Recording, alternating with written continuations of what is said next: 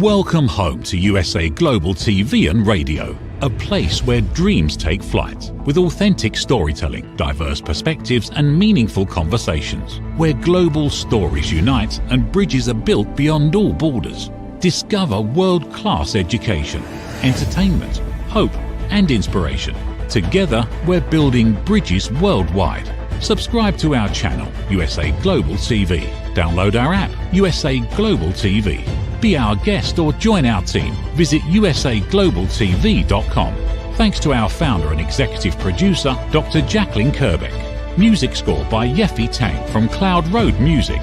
Voiceover artist Mike Porter. Creative direction by Paul Garcia. USA Global TV and Radio, your home for global connection. All rights reserved. This video and its contents are the exclusive property of USA Global TV and Radio. Unauthorized use, duplication or redistribution in any form is strictly prohibited.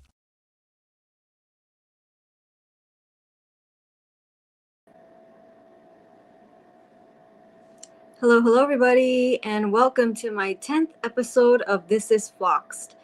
This show is dedicated to raising awareness for fluoroquinolone toxicity syndrome, which is also known as being floxed, which just means that a person is experiencing the adverse effects of a fluoroquinolone antibiotic like ciprofloxacin or levofloxacin or many others.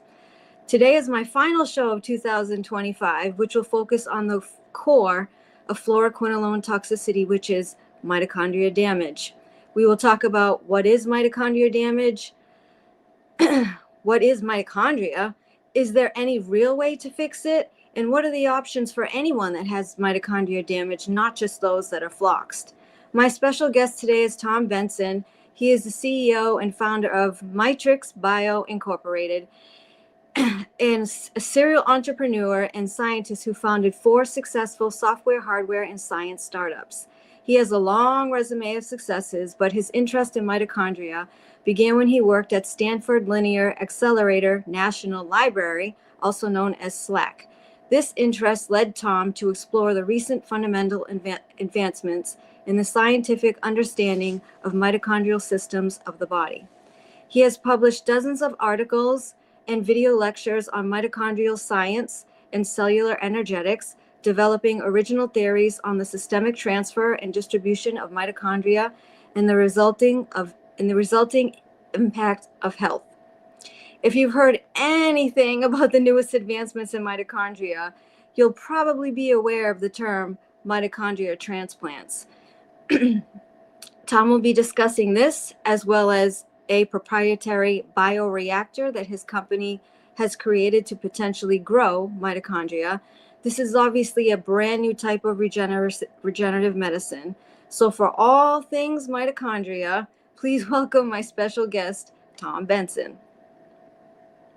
Thank you so much, Talia. I appreciate it. Thank you for the opportunity to come here and talk about what we're doing. Yes, thank you for being here. I really appreciate it. So the best way to kick off the show for today is just to explain what mitochondria is and why is it so important that it needs to function properly. Okay.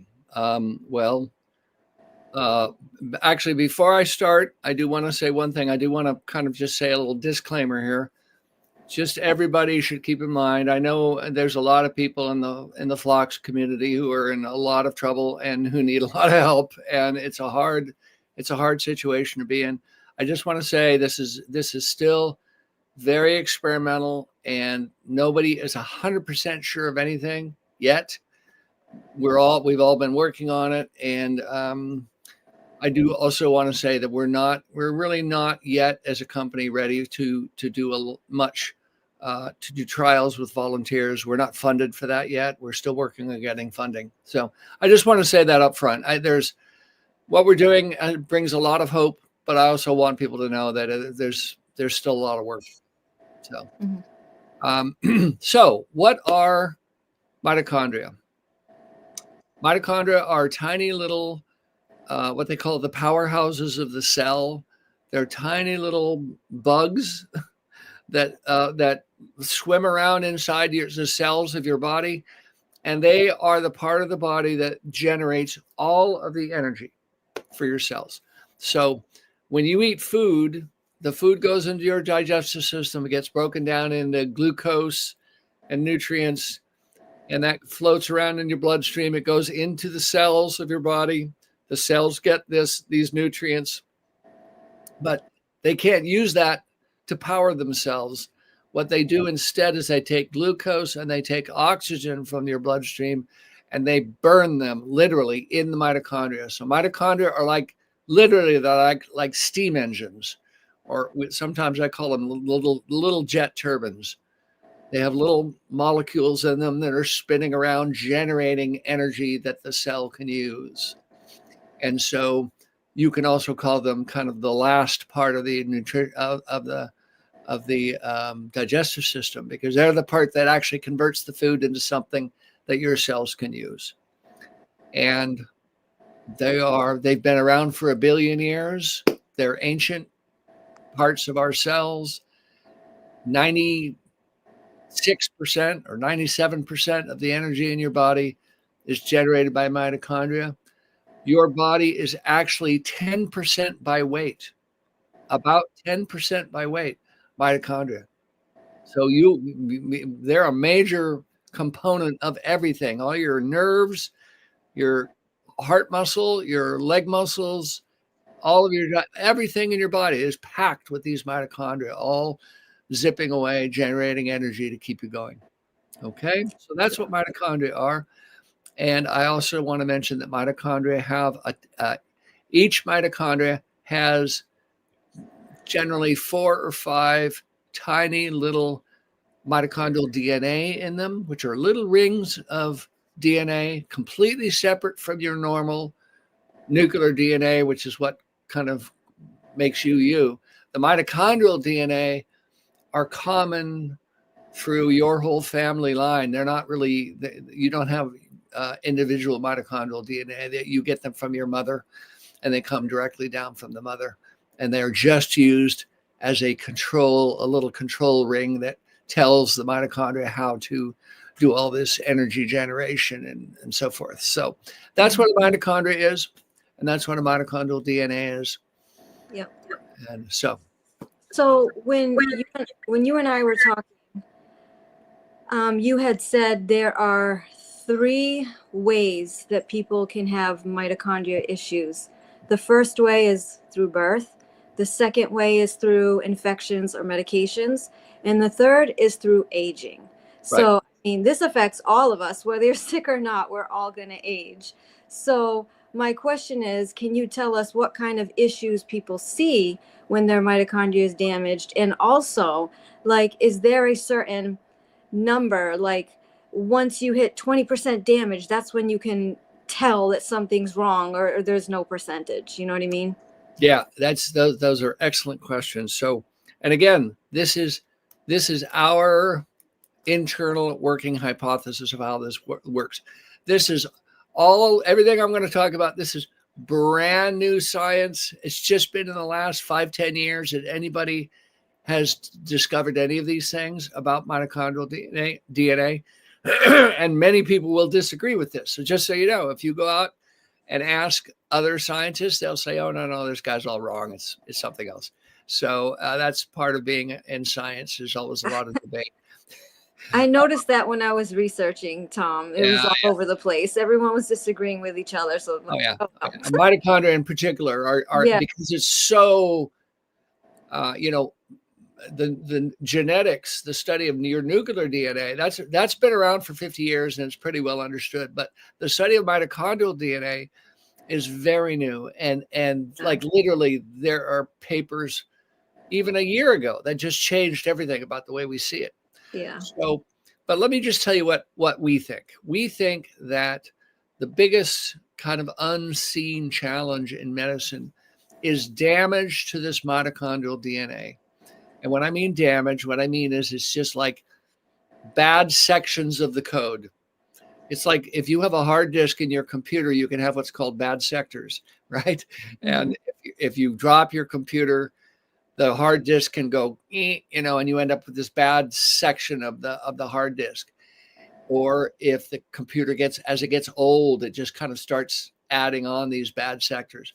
So we think that there's bad code in the mitochondrial DNA. And as you said, there's 3 ways you can get that. You can be born with it, and that's very well understood. There are many, many children, probably 5,000-10,000 children in the world who are born, that we know of, who are born with mutated mitochondria from birth. And I have now people that we're working with who have these families. I actually know one family where all of the children in the family, all 3 of the children, all have these mutations that they got accidentally from their, again, this comes down from the mother.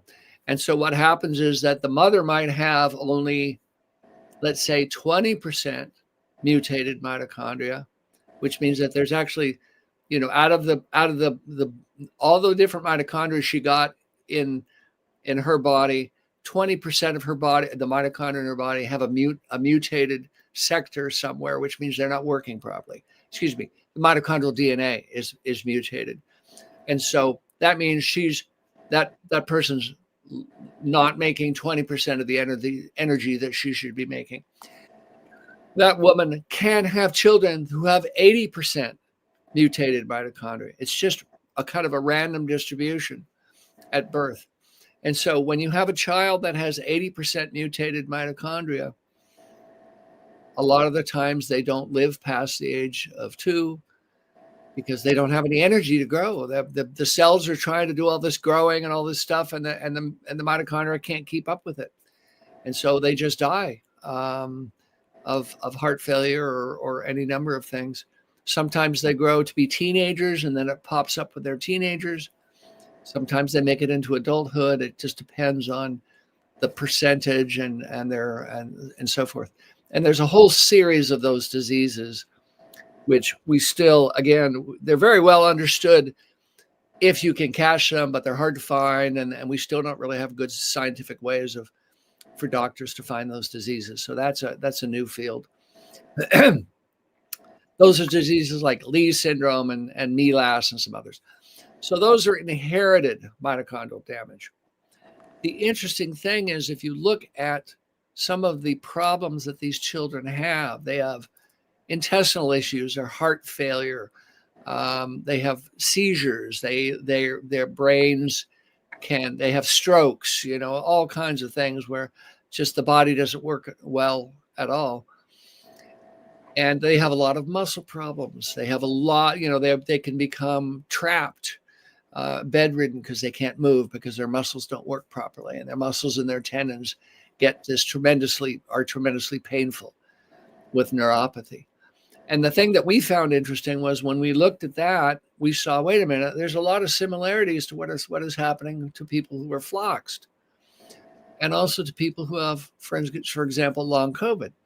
So then we started thinking, well, why would that be? Well, maybe there's problems with mitochondria that you've gotten because if you take Cipro, for example, well, Cipro is a drug specifically designed to destroy bacterial DNA, which is a ring DNA. Well, the bacterial ring DNA is identical in structure to the mitochondrial ring DNA. They use exactly the same chemicals. And so if you're using Cipro to attack bacterial DNA, it's also attacking your mitochondrial DNA, which can leave behind a lot of these mutations.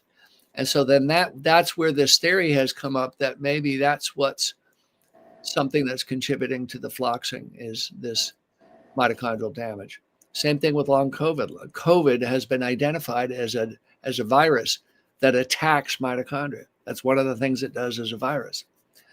So then we looked at what about elderly people, and we found that if you look at the elderly mitochondrial DNA, they tend to acquire what we call random noise or deletions, which you could also call mutations, just because as you live longer and longer and longer, these DNA get noisy noise in the code. And so your energy production goes down as you get older. And when you hit about, generally, if you haven't gotten sick with other diseases, most people, they hit about 90 to 95 years old, they just die of old age. Most people don't make it past 95, even if they're very healthy. And we think it's because the mitochondrial DNA just reached the end of their life, and that's what old age is. So all three of those things to us look like similar conditions.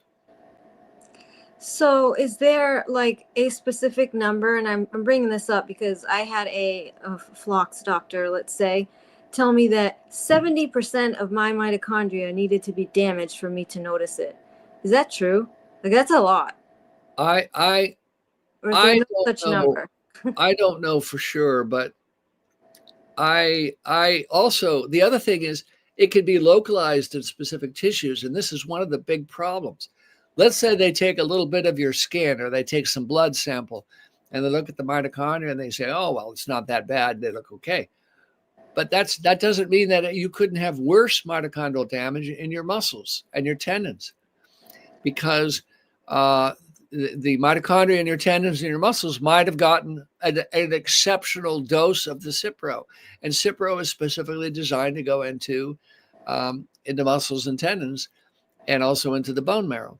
So where the different parts of the body have different amounts of this damage. And again, this is true for these children. Some children are born with really high concentrations of this damage in their brain, and they have a disease called MELAS, which is very much focused on damage to the brain. Other children have other diseases that are more focused on the bone marrow. And so it's tricky. You have to, it's all kinds of different places where this damage can show up. And yes, 70%, it could be 50%. I'm sure 50% damage, if it's concentrated in your tendons, could cause major damage. So yeah. So one of the questions is, like, in the Flox community, so many people that are Flox try all of these different modalities, like red light therapy, intermittent fasting, hot cold techniques, supplements, CoQ10, whatever, PQQ. Do you believe that any of these repair mitochondria, or at least have some part in the repair? Yeah. Okay. So there's a couple different issues going on with mitochondria. There's the genetic damage to mitochondria, which is very hard to fix. You can't use a chemical to fix genetic damage. However, what happens from the genetic damage is the mitochondria doesn't run as well and doesn't produce as much energy. Well, some of these chemicals might help the mitochondria work a little better. So it's not that you're repairing them, you're not fixing them, but you can kind of boost their productivity a bit. And so I do think nutrients can help a little, but it's not a fix. It's just kind of it's a help, but it doesn't fix the problem. The only way to fix the problem is to repair the genetic damage itself. And that's tough. Okay. So then what you're saying is that for those of us that are Floxed, as much as we supplement, that we're going to be limited. It's never going to completely fix us. Right, because you will have, if in fact we're correct and you have this genetic damage that you've gotten from Cipro, which again is still, not completely proven, but a lot of people believe it. If that's the case, then there's no way to fix that genetic damage with a simple chemical. You need either gene therapy, or what we're working on, which is bioreactor technology. You need something that can provide you with fundamentally, you need new mitochondrial DNA that have been grown or repaired. Okay. And by the way, I want to mention that there's red light therapy, for example. A lot of people have tried this, where they have these red lights that you shine on the muscle, which is like a LED light, infrared light. I'm a believer in that. I think that can heat up the mitochondria, which causes them to run just a little bit better. You get maybe 5% more. Other people have tried things like using drugs that expand the blood vessels and make them a little bit bigger, so that you get more oxygen and more nutrients into the cells, and it helps the mitochondria with more supplies. So, I mean, there's a lot of ways you can kind of help. I think that you can help the situation, but again, to repair it, you need genetic repair. Yeah.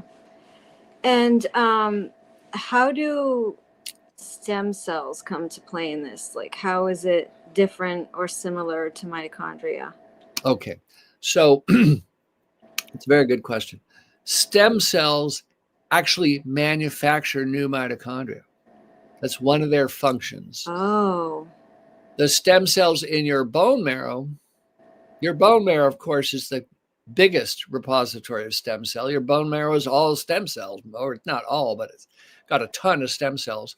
And they make your white blood cells and your red blood cells and your all kinds of exosomes and platelets and all kinds of things are manufactured in the bone marrow by stem cells. That your stem cells, when they are making all of these products, that sometimes they are manufacturing new mitochondria. For example, when your bone marrow makes platelets, each platelet has in it generally about 4 to 5 little mitochondria that are embedded inside the platelet in order to give it a little bit of power that it needs to do what it does when it gets activated out in the body somewhere. So you've got a trillion platelets in your bloodstream that are all carrying 4 or 5 mitochondria in them. And so that means you have 5 trillion mitochondria in your bloodstream that were created in the bone marrow. And when your platelets are activated, or when they reach the end of their lifespan, the last thing they do before they go off to be recycled is they spit those 5 mitochondria out in little vesicles, what we call extracellular vesicles. And those are then absorbed by other parts of your immune system. Okay. Mm-hmm. So your bone marrow stem cells are creating mitochondria. They're putting them in the platelets. The platelets are like delivery trucks. They carry them around the body. And when you have some damage or when they're not needed anymore, they squirt out these little mitochondria and they float around. They get absorbed by the other cells nearby. And this is what we would call mitochondrial transplantation, which you mentioned earlier. So your body, I mean, as we're standing here right now, my body and your body, there's billions of mitochondria being transplanted through our bloodstream, from one part of the body to the other part of the body. Okay. If you get stem cell therapy, the stem cells that you get, let's say you get an injection of stem cells, those new stem cells will create new mitochondria and release them near to the tissues nearby. And so when you get stem cell therapy, you're getting a mitochondrial transplant. Oh, did everybody hear that? Because I didn't know that. Yes. I didn't know that at all. They actually they have videos. They actually have little micro videos of the stem cell comes up to a cell and it builds a little nanotube to the cell. And you actually can see these little mitochondria marching down the tube. Yeah. From one cell to the other, and it's repopulating but it only does it if the cells need it.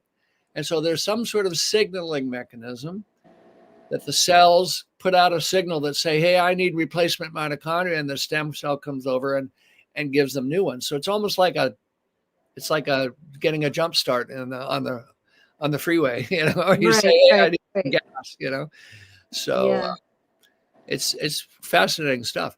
The problem with stem cell therapy, however, is that it's very hard to inject enough stem cells into your bloodstream to give you enough mitochondria to make any kind of a difference. Right. I knew you were going to say that based on our conversation about how many donors would be needed for a mitochondria transplant. Yeah, it's that's the thing, is that it's quantities of mitochondria. You were talking about hundreds of trillions of mitochondria. Yeah. In your body. You have about a quadrillion mitochondria in your body. So it's 1,000 trillion. Yeah. So I guess that'll just bring us to my next question is, can you give us more details about the mitochondria transplant project that you're working on, as well as this pretty neat, if you ask me the way you describe it to me, your proprietary bioreactor, which would help create mitochondria? Well, the bioreactor, and by the way, I just want to say we're not the only ones working on this. There's a very major hospital chain in New York called Northwell Health, where they have a lot of patients who are looking for, and these mostly children, who are looking for this. We're working with Northwell, and we actually have a national initiative, I guess you could call this, to create a bioreactor to create mitochondria externally to the body. So there's a lot of people, all over the world working on this. And there's hundreds of universities who are doing mitochondrial transplantation now. This is a very hot topic. It's been covered in The Economist, and there's been a lot of, I've seen all kinds of discussion on this idea. So the idea of the bioreactor is that, if you have all these people, for instance, people who are floxed, or these children, or people who are elderly, and they need all these mitochondria, where are you going to get them from? There's no easy source. You need a lot of them. It's not like a drug where a little bit will fix the problem. You need large quantities to replace the broken ones.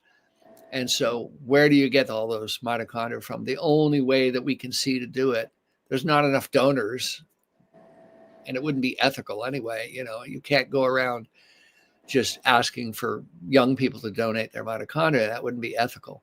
So the only way to do this is you have to grow them. And when people are giving you their mitochondria, what is it? It's blood that they're giving you, plasma? Just for the viewers that might not understand it, when you're talking about these donations, how are they giving you the product? Well, for example, if you get a platelet donation, which if you get in an accident, you end up in the emergency room, they can give you a platelet donation. That's done all the time. If you're a soldier out in the field, the hospitals in the military, they all have platelets available to donate, and the platelets are used to help you rebuild your tissues and to save your life in some cases if you are injured. When you get a platelet donation, you automatically are getting mitochondrial transplant, because you're getting the mitochondria from the donated platelets that are released into your body. So in theory, if I had an infinite supply of platelets, I could give you a very, very large mitochondrial transplantation. Although, again, the problem is you can't inject enough platelets to make a big enough difference. So our concept is to use your own stem cells. So we would take stem cells out of your body, there's various ways to do that. We put them into what really is a big tank.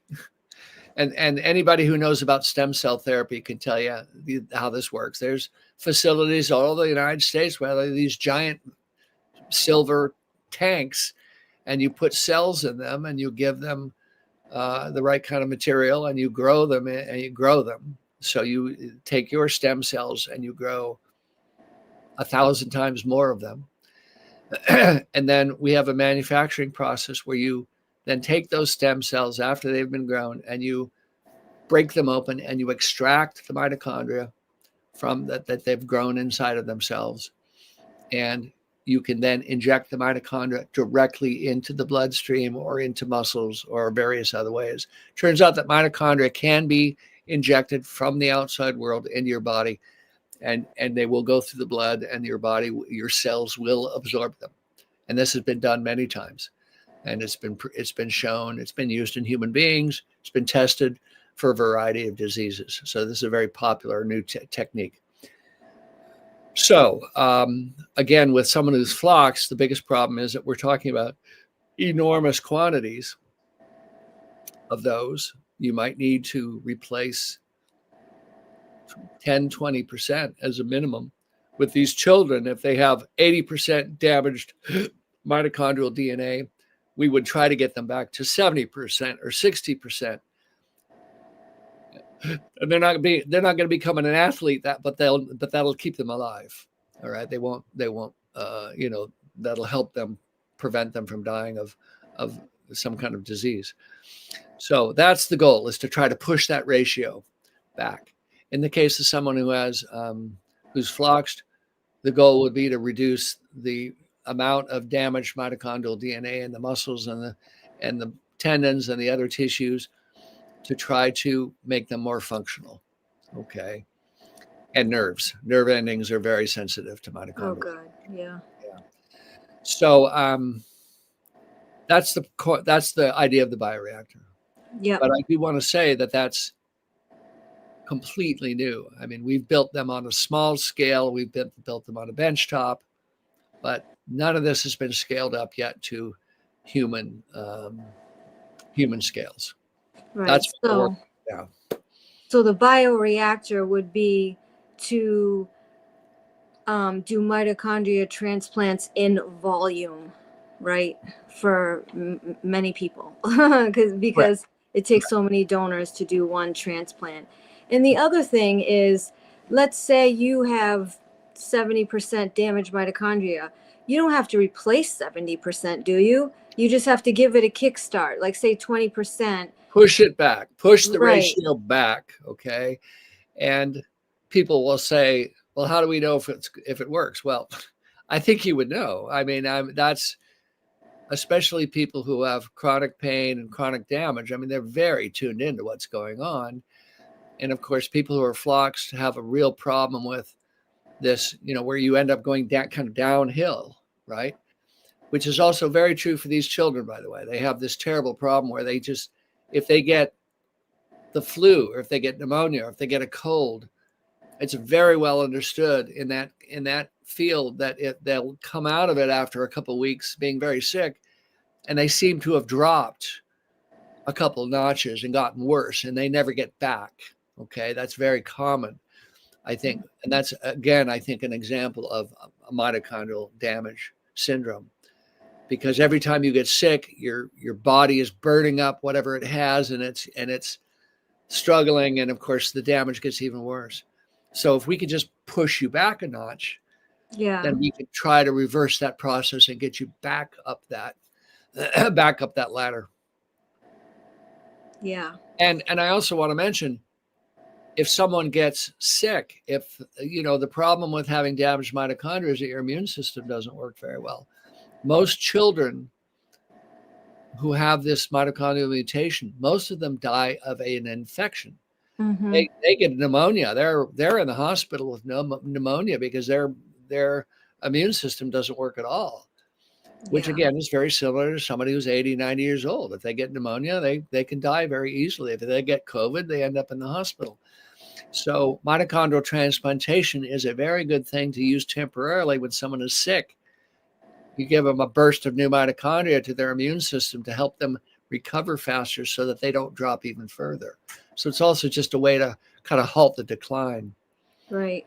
And I know the viewers that are watching this right now are wondering, is there any test that I can see how bad my mitochondria is damaged? That's really hard. We have done some early development of a test. Let me just explain why this is so hard. If you go to the Children's Hospital of Philadelphia, for example, or if you go to Mayo Clinic, if you go to one of the really big high-level hospitals in the United States, they can test for mitochondrial mutations for these children because they know exactly where to look. Mm-hmm. Say, oh, that's a mutation in this sector or that sector. And those are really well understood. And so they could look at a range of locations and look for this 80% damage. The problem with Cipro poisoning or with age related is that the damage is randomly all over the place, and they don't, right. And that's not something that those tests are designed to look for. They're not designed to look for random damage. Mm-hmm. And so that's why we've been missing this for 30 years. Okay. Because they say, oh, we don't see any mutations. Well, you have to look at all these random places. So we put together a test with someone who does this kind of testing and started looking at elderly people, and bingo, we found that there was this enormous amounts of damage, and that as you get older, you can see more and more and more damage. So there's actually a definable curve of genetic damage, what we call deletions. Mm-hmm. And we have not yet applied that test. That's one of the things we have on our list. We want to use that for people who have who are floxed, but again, it's very expensive, and we just haven't had the funding to do it. All these tests, none of this has been automated, so it's not like we can just do it quick. It takes weeks of lab technicians working to do one test. It's Right. very hard to do. So how far away is something like this from happening in reality? And what does your company need to make this happen? Because I know you've already invested so much money to get you to where you are. And obviously you need funding to move forward to be able to do this. So Yeah. um, Well, and I want to say, by the way, I have an absolutely amazing team of scientists from all over the country. I've got some of the best scientists in the world who are working on this, and they're all working, with no pay. They're doing it for equity, and they're doing it just for science. We have raised so far $4 million, our company, which is very little over 5 years, just to get things figured out. But to do any kind of treatment like this, you need a lot more than that. And unfortunately, investors are not really keyed into doing mitochondria. It's very new, and so when you say, "What do we need?" We need funding. That's it. I could have started this. Really, I could have started this project. I could have started the bioreactor development on a much faster scale even a year ago. We were ready a year ago, but there is no funding. And that's also true, by the way.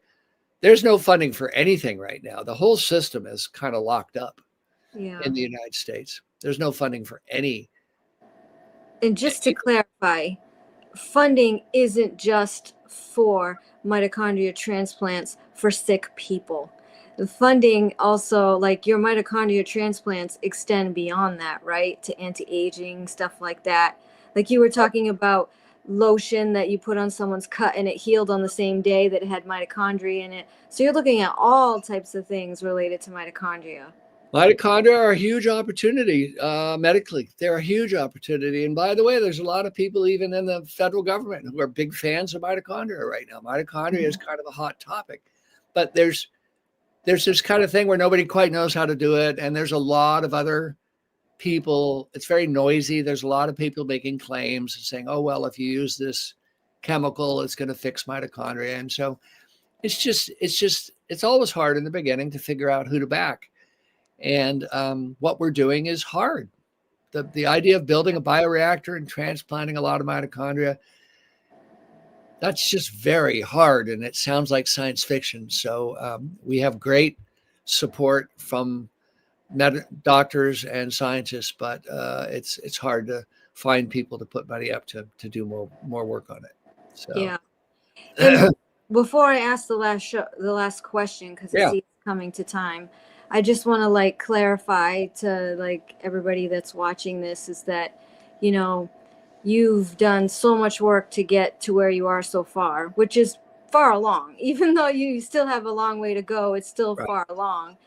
But also, you need additional funding for this bioreactor to mass produce mitochondria. Right. But also, there's so many barriers to entry for you, because once you do that, then you have to work on the cost efficiency of mitochondria transplants. So we won't even get into that, because people watching knows that the cost would be astronomical at the beginning. So that's something that you have to work on as well. So there's so much stuff you need to do to make this happen. If there's any investors out there, please contact Tom, because I think everybody can benefit from this, not just people that are floxed and sick. Other people that are in general wellness and health can benefit as well. So well, again, look at there is a very strong component of mitochondria in long COVID, and there's a lot of people who believe this affects chronic fatigue syndrome, and there's Alzheimer's and Parkinson's and ALS, heart disease, kidney disease. A lot of these are what they call diseases of aging. Most diseases of aging are triggered by or have a strong component of mitochondrial damage. And like Alzheimer's, for example, there's many, many people who are absolutely convinced, some very top people who are convinced that Alzheimer's is triggered by degenerating mitochondria in the brain. So there's a lot of opportunities here, and this is huge for the economy, because we've got so much chronic disease in our economy right now. We're really good at fixing people and protecting them from dying, but we're not so good at getting them back on their feet afterwards. That's the truth. Yeah. And it's not just America. It's true of all. I've talked to people in the UK, and they said, we've seen the math. I mean, our system is starting to collapse because there's all this chronic disease, and there's no way, it doesn't seem to be a way to fix it. Right. So my last question to close out the show, I always end with a message of hope. Yes. So for those that are watching, there are so many people that are floxed right now that are hanging on to every single word that you're saying, because we're so confident that mitochondrial transplants will benefit us. Can you give the viewers a message of hope that we are able to repair our mitochondria, even to some extent, even without this? I can't believe that we take a fluoroquinolone, one pill, and we're damaged forever and we'll never get better, right? So can you give us a message of hope to end the show? Of course, yes. I mean, first step is don't let them get worse. Don't let your mitochondria get even more damaged. And that means avoid getting sick, truthfully. I tell people, I say, wear mask, don't get the flu. And I'm sure most people already know this. And yes, you already know you can't overexert, and because that will damage the muscles even worse. But I do think there's hope, and I have people in our inner group who are floxed, who are helping us, who we're working with. We are trying. And there's other companies. It's not just us. There's other people working on this as well. So this is a movement, but it's just a question of inertia. How long does it take to get there? And as you said, fixing mitochondria by taking better nutrients is much easier than mitochondrial transplant. Mitochondrial transplant is very hard. It is science fiction. It's like getting a heart transplant. Really, I tell people, getting a mitochondrial transplant, it's not a drug. It's like getting a heart transplant or a liver transplant. You're bringing in a lot of new tissue. So, one quick question. But it's hard work. The V word, vaccine. Can people, does that damage mitochondria? Any kind of vaccines? I feel like I can't say that, but I don't go there. I don't want to talk about that. Yeah. Okay, because people are like, should I get my flu shot? Should I do this? This is the question that Floxies ask all the time, and I don't have an answer. I just don't do any of it because I'm too scared. So yeah, and by the way, I'm not a doctor, so I can't give medical advice. I can't. Okay, I was just curious if you had an opinion on that. They're always asking me those questions, and I know. I just can't go there. I don't know, and even if I knew, I couldn't say anything because, as I said, I can't give specific medical advice. Whatever we develop, we'll then have to figure out how to work with doctors to apply these treatments. I can't do it. I'm not a doctor. Okay, so the biggest takeaway I'm taking away from your message of hope is, don't make your mitochondria worse when it's already damaged. And I know a big one that you mentioned to me, I'm just going to say it real fast, is smoking. You said it's so bad it like deletes something. Smoking is terrible for mitochondria. Yeah. So yeah, we gotta watch our ionized radiation, like all of that stuff. So don't go to Mars. Yeah. Go to Mars, you're gonna burn your mitochondria out from the radiation. Or get 20 CAT scans.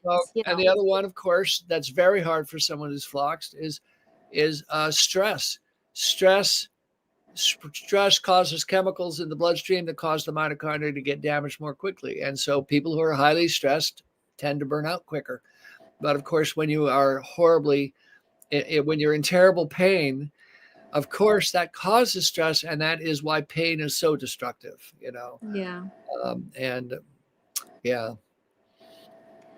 Well, thank you for being here today, Tom. I really appreciate it. And if anybody has any questions, they can reach you at, I think she was putting your information up here. And you obviously can reach out to me, and I'll reach out to Tom as well. And this is his website, Mitrix. It is good to talk to you, to know there is some hope even before these mitochondrial transplants come out. And any investors looking to help, please reach out to this company as well, because I think this is like completely revolutionary. So Our company or anybody doing mitochondrial work, Right, I think it's like we need to invest in the entire field. Yeah. So, yeah. Well, thank you so much, and I sure appreciate the chance to come and talk to your audience and try to tell them what's going on. So thank you. It was a pleasure. I appreciate it. I'll be in touch. You know that. Yeah. Okay. All right, everybody. Thank you for watching. I hope this was very informative. And I see the award on the screen, and I wanted to say this year has been one heck of a ride. And thank you to the network for giving me the Global Humanitarian Award in Broadcasting. It is an absolute honor and a privilege to be on this network. And I just thank you for everybody. Thank you to the network and to everybody that watches me, and more to come in 2026. Happy holidays, everybody. Thank you.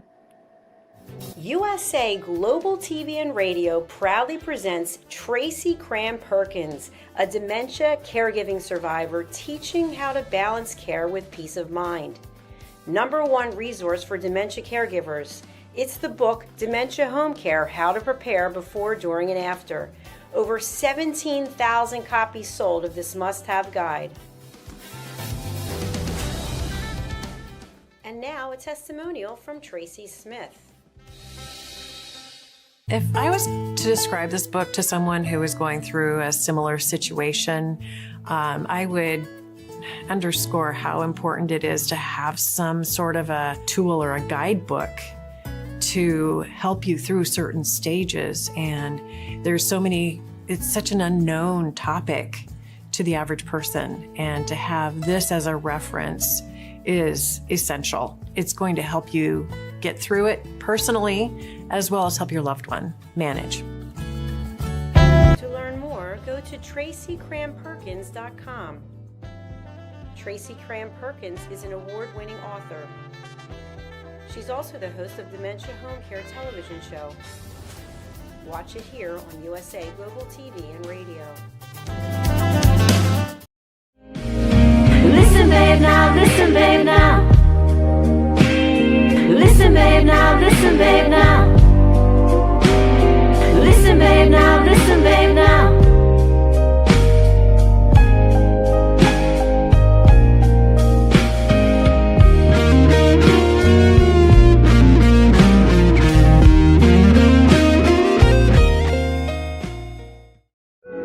In a noisy world, true connection begins with listening. Elevated listening transforms every conversation in just 5 simple steps. Pause and breathe. Set your intention. Listen with curiosity. Reflect back. Agree on one next step. Join the Listening Mentor on Let's Finally Talk with Dr. Jacqueline Kerbeck, the Listening Mentor, where we help you find inner peace, one conversation at a time. Streaming every day. Let's Finally Talk TV show with Dr. Jacqueline Kerbeck, only here on USA Global TV and Radio. Subscribe to our YouTube channels to watch and engage with all our content.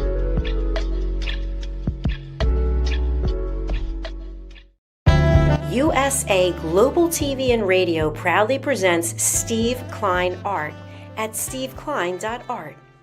My name is Steve Klein, born Manchester, England, 1953.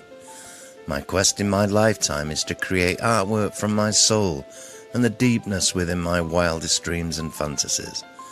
In 2012, my heart stopped when I was given too much anesthetic for a minor knee operation, and this near-death experience took me to another multidimensional world, an out-of-body experience, and I was given the gift of being blessed by an overwhelming, burning passion to become, for the very first time in my life, an artist with an eternal, passionate desire to bring my art, which I've named multidimensional, subliminal, freeform art, to the world, as only 3% recover from what I experienced, and now in my golden years want to release my cosmic, vital energy through my art to allow people to be a part of my cosmic dance.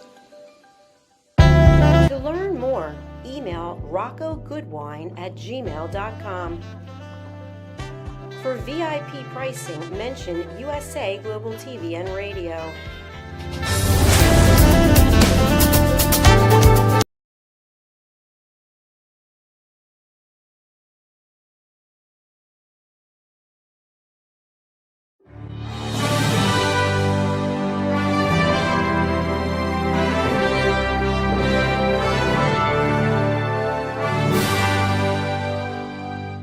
Which of these 5 statements sounds mostly like you? 1. I often wake up in the middle of the night worrying about my future. 2. I'm angry or resentful towards a specific person. 3. I have anxious, obsessive, compulsive thoughts throughout the day. 4. I have an addiction like smoking, drinking, shopping, sugar, or social media. And 5. I feel that I'm wasting away my life. Hello, I'm Dr. Alkistis Agio, and for over 25 years, I've been coaching and training people from all over the world to transform their fears, insecurities, anxiety, and anger into mental and emotional freedom. I'm confident that my simple 3-step method based on Greek philosophy can help you to transform into the joyful, confident, free human being that you deserve to be. I want to invite you to join my weekly online coaching group to finally get the results that you want. Look, you've tried it alone so far, and you've had some okay results. But let's face it, you're still feeling stuck right now, spinning your wheels. Einstein said that insanity is doing the same thing over and over again and expecting different results.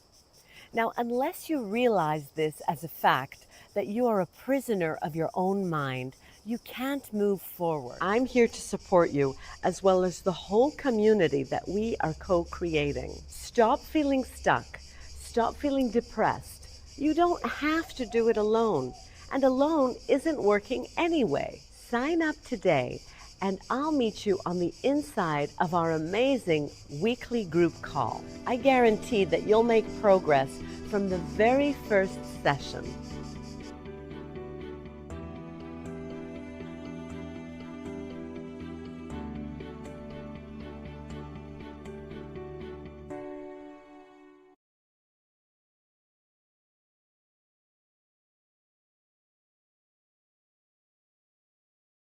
Thank you, viewers and listeners of USA Global TV and Radio, for joining us today. We're honoured to have your time and attention as part of our global community.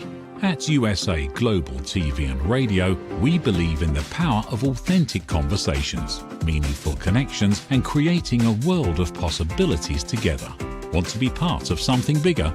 Join our team of elevated listeners at usaglobaltv.com, a space where your voice matters and your ability to listen transforms relationships.